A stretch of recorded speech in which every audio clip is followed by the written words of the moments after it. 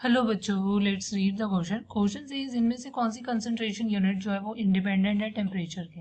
Which of the following concentration unit is independent of temperature? Normality, molarity, formality या molality, ये आपको बताना है।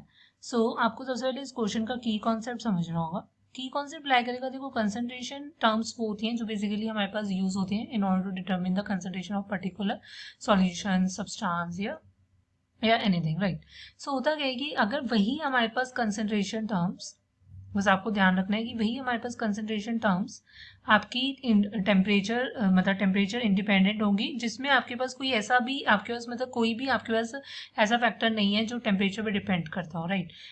अगर if I talk about sorry here any concentration term जो आपकी क्या टेम्परेचर इंडिपेंडेंट होगी, कब? जब उसमें कोई भी ऐसा फैक्टर नहीं है जो टेम्परेचर से डिपेंड करता हो। जैसे कि यूजली जो टर्म्स होती है हमारे पास, मतलब जिन पर आपकी कंसंट्रेशन डिपेंड करती है, वो होता है वेट हो गया।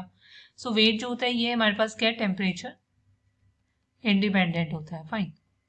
बट अगर मैं यहीं पर ले रही हूँ वॉल्यूम जो होती है ये टेम्परेचर डिपेंडेंट है। जो भी टर्म्स, जो भी कंसंट्रेशन टर्म आपकी इंक्लूड करेगी वॉल्यूम को, वो टेम्परेचर डिपेंडेंट होगी, फाइन। अब मुझे यहाँ पर नॉलेज होनी चाहिए। आपका सबसे पहला केस क्या है, नॉर्मेलिटी का। नॉर्मेलिटी बेसिकली आपका होता है कि it is the number of gram equivalent of your solute in per litre of solution, so that is your normality. Second अगर मैं बात करती हूँ देखो मोलैरिटी की, मोलैरिटी होता है कि कितने नंबर ऑफ मोल्स आपके पास सॉल्यूट के प्रेजेंट है इन योर पर लीटर ऑफ सॉल्यूशन। अगेन ये भी वॉल्यूम पर डिपेंड है, ये भी टेम्परेचर डिपेंडेंट होगी। थर्ड होती है मेरे पास फॉर्मेलिटी होता है बेसिकली नंबर ऑफ ग्राम